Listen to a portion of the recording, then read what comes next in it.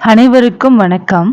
9th standard குடிமையியல்ல அரசாங்க அமைப்புகள் மற்றும் மக்களாட்சி பற்றி பார்க்கலாம். அறிமுகம். உலகின் பல நாடுகள் பல்வேறு வகையான அரசாங்க அமைப்புகளை பின்பற்றி வந்தாலும் இன்றைய உலகம் மக்களாட்சியையே பெரிதும் விரும்புகிறது. உலகளவில் அரசாங்க அமைப்புகள் எவ்வாறு வளர்ச்சியடைந்து இருக்கிறது என்பது பற்றி இப்பாடத்தின் மூலம் கற்றறிவோம். அரசாங்க அமைப்புகள். அதிகாரம் யாரிடம் உள்ளது என்பதை பொறுத்து ஒரு நாட்டின் ஆட்சி அமைகிறது. பல்வேறு வகையான அரசாங்கங்கள் இருக்கின்றன.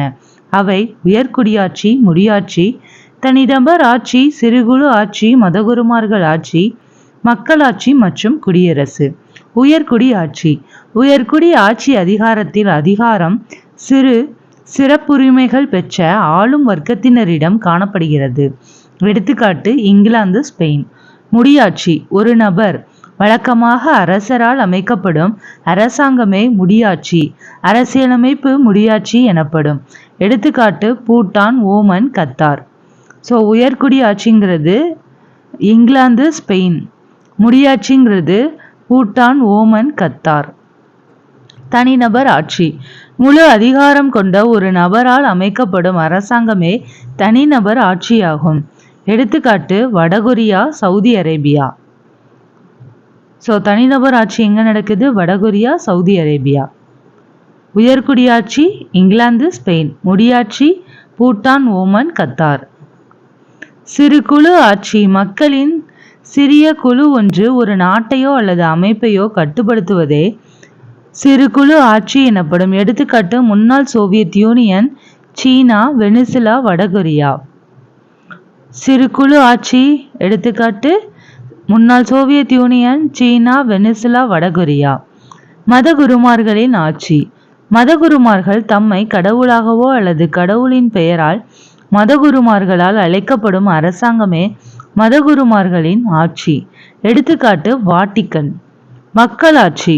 ஒரு நாட்டின் தகுதியுள்ள மக்களால் வாக்களிக்கப்பட்ட தனிநபரோ அல்லது குழுவாகவோ தேர்ந்தெடுக்கப்பட்ட பிரதிநிதிகள் மூலம் அமைக்கப்படும் அரசாங்கமே மக்களாட்சி எனப்படும். எடுத்துக்காட்டு இந்தியா, அமெரிக்க ஐக்கிய நாடுகள், பிரான்ஸ். குடியரசு. மக்களிடமோ அல்லது அவர்களால் தேர்ந்தெடுக்கப்படும் பிரதிநிதிகளிடமோ உயரிய அதிகாரம் இருக்கின்ற அரசாங்க முறையே குடியரசு எனப்படும். இவ்வகை அரசாங்கத்தில் ஒரு முடிமன்னரை காட்டிலும் மக்களால் தேர்ந்தெடுக்கப்பட்ட அல்லது நியமிக்கப்பட்ட குடியரசுத் தலைவர் இருப்பார். எடுத்துக்காட்டு இந்தியா, ஆஸ்திரேலியா. பொ.ஆ.மு. 500ஆம் ஆண்டு ரோம் நாட்டின் முதலில் குடியரசு எனும் சொல் வடிவமைக்கப்பட்டது. ஸோ முதலா குடியரசு, ரிபப்ளிக் எனும் சொல் எங்க வடிவமைக்கப்பட்டதுன்னா ரோம் நாட்டில். இச்சொல் ரெஸ் பப்ளிகா எனும் லத்தீன் மொழி சொல்லிலிருந்து பெறப்பட்டது. இதன் பொருள் பொது விவகாரம் என்பதாகும். இந்திய அரசியலமைப்பு நவம்பர் 26, 1949 ஏற்றுக்கொள்ளப்பட்டு ஜனவரி 26, 1950ஆம் ஆண்டு நடைமுறைக்கு வந்தது. எனவே ஜனவரி மாதம் 26ஆம் நாள் 1950ஆம் ஆண்டு இந்தியா குடியரசு நாடாக மலர்ந்தது. மக்களாட்சி என்றால் என்ன? மக்களாட்சி என்பது மக்கள் தங்கள் ஆட்சியாளர்களை தாங்களே தேர்ந்தெடுத்து கொள்ள அனுமதி அளிக்கும் ஆட்சி முறையே மக்களாட்சி ஆகும். இம்முறையில் மக்களால் தேர்ந்தெடுக்கப்பட்ட தலைவர்கள் மட்டுமே ஆட்சி செய்ய முடியும். மக்கள் சுதந்திரமாக தங்கள் விரும்பிய கருத்துக்களை தெரிவிக்கவும் ஓர் அமைப்பை ஏற்படுத்தவும் போராட்டங்களை நடத்தவும் உரிமை பெற்றவர்கள் ஆவர். மக்களாட்சி எனும் சொல் டெமோக்ரசி எனும் சொல் டெமோஸ் மற்றும் கிரஷி எனும் இரு கிரேக்க சொற்களிலிருந்து பெறப்பட்டதாகும். டெமாஸ் என்றால் மக்கள், கிரசி என்றால் அதிகாரம், பவர் ஆஃப் த பீப்புள் என்று பொருள்படும். மக்கள் அதிகாரம். மக்களாட்சி என்பதன் பொருள் ஒரு நாட்டில் மக்களின் உயர்ந்த அதிகாரங்களை பெற்று அமைக்கும் ஆட்சி முறையே மக்களாட்சி எனப்படும். இதன் பொருள் நாட்டு மக்களின் கைகளில் ஆட்சி அதிகாரம் உள்ளது என்பதாகும். நாட்டு மக்களின் கைகளில் ஆட்சி அதிகாரம் உள்ளது என்பதாகும்.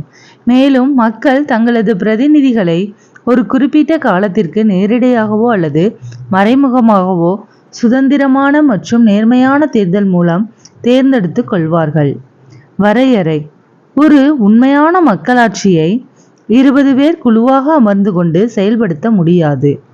இது கீழ்நிலையிலுள்ள ஒவ்வொரு கிராம மக்களாலும் செயல்படுத்தப்படுவதாகும் என தேசப்பிதா மகாத்மா காந்தி குறிப்பிடுகிறார். தேசப்பிதா மகாத்மா காந்தி என்ன கூறுகிறார்?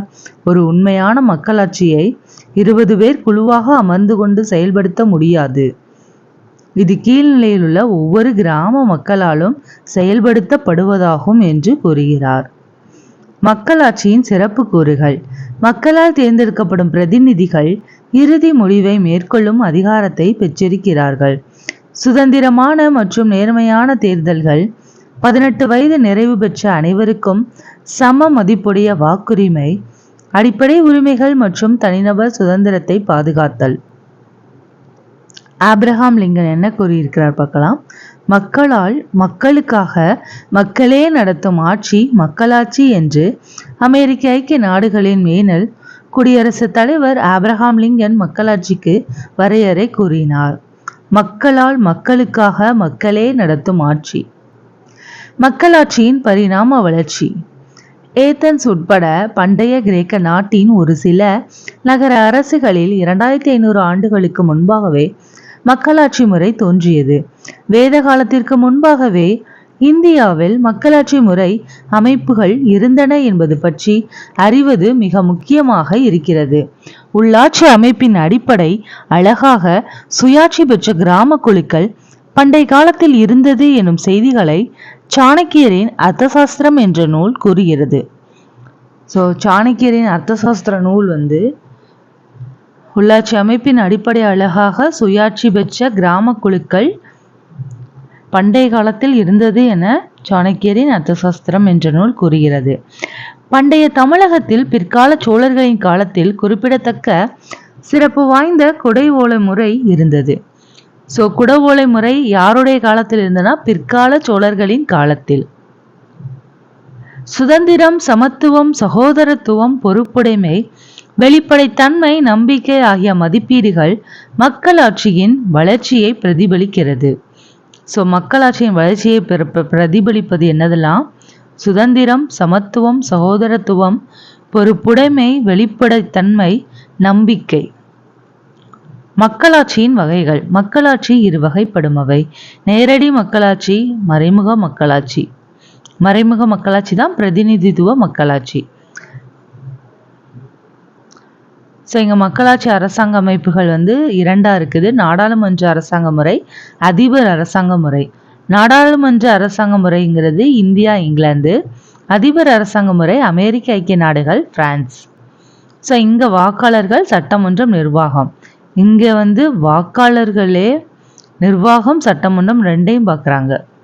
அங்க வாக்காளர்கள், சட்டமன்றம். மக்களாட்சி வகைகள் என்பது மக்கள் சமமாக பங்கேற்க அனுமதி அளிக்கும் சமூக அமைப்பு அல்லது அரசாங்க வகைகளை குறிக்கிறது. நேரடி மக்களாட்சி. பொது விவகாரங்களில் மக்களே நேரடியாக முடிவெடுக்கக்கூடிய அரசு முறையே நேரடி மக்களாட்சி என்கிறோம். எடுத்துக்காட்டு பண்டைய கிரேக்க நகர அரசுகள், சுவிட்சர்லாந்து. நேரடி மக்களாட்சி எங்கெல்லாம் இருக்குன்னா பண்டைய கிரேக்க நகர அரசுகள்லையும் சுவிட்சர்லாந்துலையும் இருக்கு. மறைமுக மக்களாட்சி. பிரதிநிதித்துவ மக்களாட்சி. பொது விவகாரங்களில் மக்கள் தங்களது விருப்பத்தை தேர்ந்தெடுக்கப்பட்ட பிரதிநிதிகளின் மூலம் வெளிப்படுத்தும் அரசாங்கத்தின் முறையே மறைமுக மக்களாட்சி என்று அழைக்கப்படுகிறது. எடுத்துக்காட்டு இந்தியா, அமெரிக்க ஐக்கிய நாடுகள் மற்றும் இங்கிலாந்து. மக்களாட்சியின் நிறை குறைகள். நிறைகள்: பொறுப்பும் பதிலளிக்கும் கடமையும் கொண்ட அரசாங்கம், சமத்துவமும் சகோதரத்துவமும், மக்களிடையே பொறுப்புணர்ச்சி, தல சுய ஆட்சி, அனைவருக்கும் வளர்ச்சியும் வளமும், மக்கள் இறையாண்மை, சகோதர மனப்பான்மை மற்றும் கூட்டுறவு.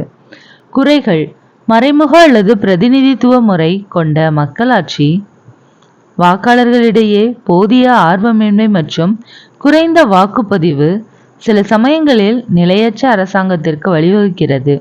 முடிவெடுக்கும் முறையில் கால தாமதம். இந்தியாவில் மக்களாட்சி. இந்தியா நாடாளுமன்ற மக்களாட்சி முறையை கொண்டுள்ள நாடாகும். இந்தியாவில் நாடாளுமன்றம் தேர்ந்தெடுக்கப்பட்ட மக்கள் பிரதிநிதிகளை உள்ளடக்கியது. இது நாட்டிற்கு தேவையான சட்டங்களை உருவாக்குகிறது. கொள்கை முடிவெடுப்பதில் மக்கள் பங்கு பெறுவதும் ஒப்புதல் அளிப்பதும் இந்தியாவில் உள்ள நாடாளுமன்ற மக்களாட்சி அரசாங்கத்தின் இரு முக்கிய கூறுகளாக விளங்குகின்றன. உலகிலேயே மிகப்பெரிய ஜனநாயக நாடு இந்தியாவாகும். இந்தியாவின் மக்களாட்சி பின்வரும் 5 முக்கிய கொள்கையின் அடிப்படையில் இயங்குகிறது. அவை இறையாண்மை, சமதர்மம், மதச்சார்பின்மை, மக்களாட்சி மற்றும் குடியரசு. இறையாண்மை, சமதர்மம், மதச்சார்பின்மை, மக்களாட்சி மற்றும் குடியரசு. 18 வயது நிரம்பிய ஒவ்வொரு இந்திய குடிமகனும் தேர்தலில் வாக்களிக்கும் உரிமையை பெற்றிருக்கிறார்கள். சாதி, சமயம், இனம், பால், கல்வி தொகுதி என எவ்வித பாரபட்சமும் இன்றி சமமான வாக்குரிமையை பெற்றுள்ளனர். 1912-13ஆம் ஆண்டு புதுதில்லியில் உள்ள இந்தியாவின் நாடாளுமன்ற கட்டிடத்தை எட்வின் லுட்டியன்ஸ் மற்றும் ஹெர்பர்ட் பேக்கர் எனும் பிரிட்டிஷ் கட்டிடக் கலைஞர் வடிவமைத்தனர். ஸோ நாடாளுமன்ற கட்டிடத்தை யார் வடிவமைச்சாங்கன்னா எட்வின் லுட்டினஸும் ஹெர்பர்ட் பேக்கரும், பிரிட்டிஷ் கட்டிடக் கலைஞர். இக்கட்டிடத்தை 1921ஆம் ஆண்டு கட்ட தொடங்கி 1927இல் முடித்தனர். கிட்டத்தட்ட ஒரு 6 வருஷமா அந்த நாடாளுமன்றத்தை கட்டியிருக்கிறாங்க. இந்தியாவில் தேர்தல்கள். இந்திய அரசு பகுதி கூட்டாட்சி அமைப்பு முறையை பெற்றுள்ள நாடு. இங்கே நடுவண் அரசு, மாநில அரசு, நடுவண் அரசுனா நாடாளுமன்றம், மாநில அரசுனா சட்டமன்றம், உள்ளாட்சி அமைப்புகள்னா ஊராட்சி, நகராட்சி, மாநகராட்சி ஆகிய நிலைகளில் மக்கள் பிரதிநிதிகள் தேர்ந்தெடுக்கப்படுகிறார்கள். இந்தியாவில் பொது தேர்தலை இந்திய தேர்தல் ஆணையம் நடத்துகிறது. ஸோ இந்தியாவோட பொது தேர்தலை யார் நடத்துறாங்க? இந்திய தேர்தல் ஆணையம். தேசிய அளவில் இந்திய நாடாளுமன்றத்தின் கீழவையான மக்களவையில் பெரும்பான்மையான உறுப்பினர்களின் ஆதரவு பெற்ற பிரதம அமைச்சரை இந்திய அரசின் தலைவரான குடியரசுத் தலைவர் நியமிக்கிறார். ஸோ பெரும்பான்மையான ஓட்டு வித்தியாசத்தில் ஜெயிக்கிற பிரதம அமைச்சரை யார் தலைவராக நியமிக்கிறாங்கன்னா குடியரசுத் தலைவர் தான் அவங்கள நியமிப்பாங்க. நாடாளுமன்ற மக்களவை உறுப்பினர்கள் அனைவரும் 5 ஆண்டுகளுக்கு ஒரு முறை பொது தேர்தல்கள் மூலம் மக்களால் நேரடியாக தேர்ந்தெடுக்கப்படுகிறார்கள். மேலும் 2 ஆங்கிலோ இந்தியர்களை குடியரசுத் தலைவர் மக்களவைக்கு நியமனம் செய்கிறார். ஸோ மக்களவையில் ஒரு 2 பேர் இருப்பாங்களாம், ஆங்கிலோ இந்தியர்கள். அவங்கள நியமனம் செய்வது குடியரசுத் தலைவர்.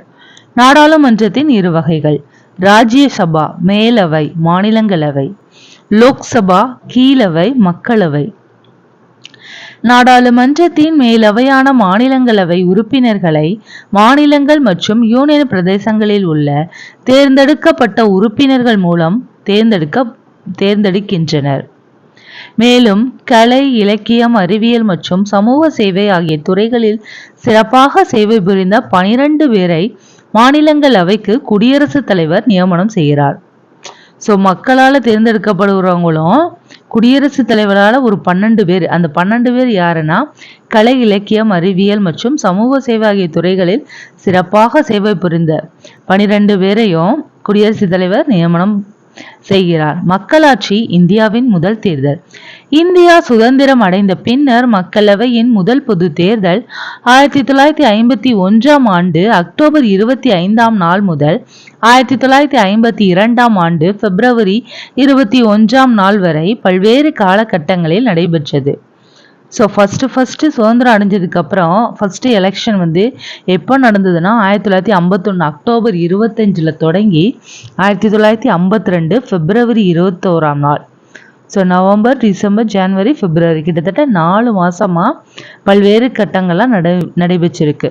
மொத்தம் எவ்வளோ இடங்கள்னா 489 இடங்கள்ல 364 இடங்களில் வெற்றி பெற்று இந்திய தேசிய காங்கிரஸ் கட்சி ஆட்சியை அமைத்தது.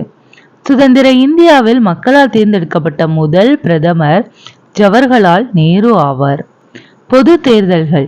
1920 இம்பீரியல் கவுன்சில் எனும் மத்திய சட்டசபைக்கும் மாகாண சட்டசபைக்கும் தேவையான உறுப்பினர்களை தேர்ந்தெடுக்க 1920ஆம் ஆண்டு பிரிட்டிஷ் இந்தியாவில் முதல் பொது தேர்தல் நடைபெற்றது.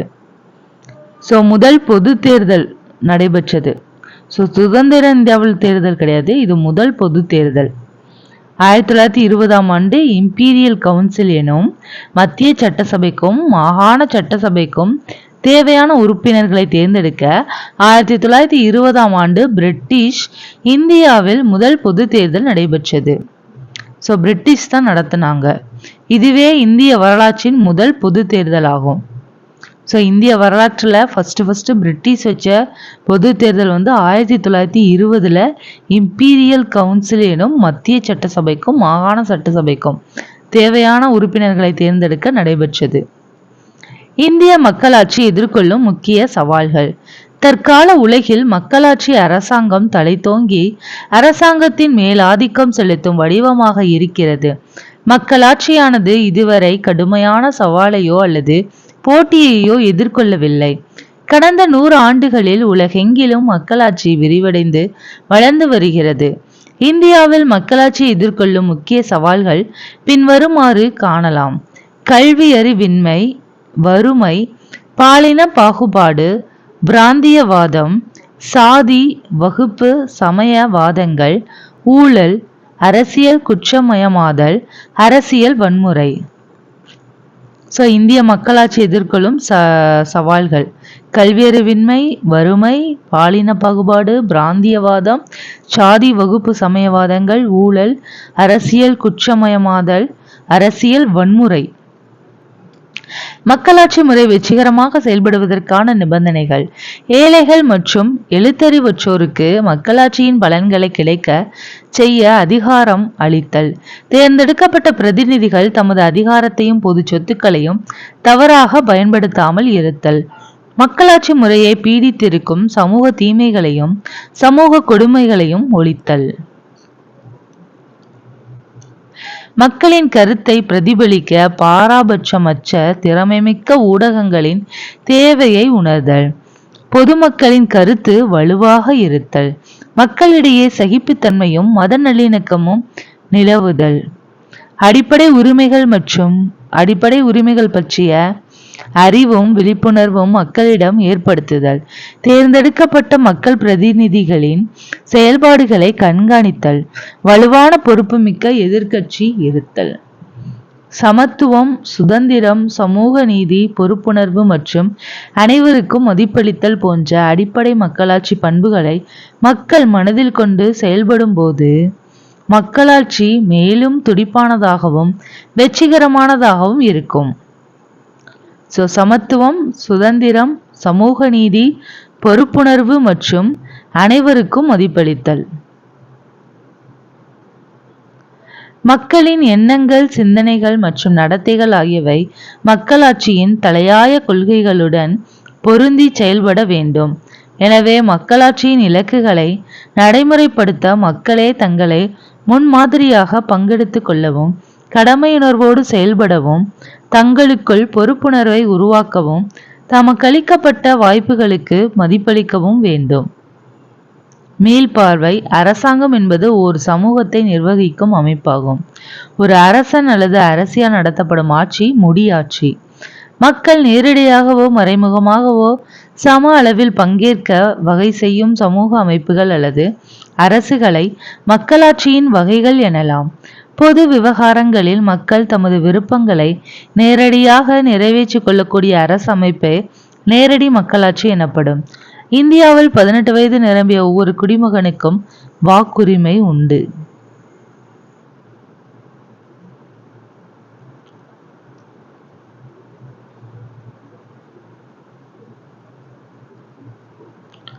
நன்றி.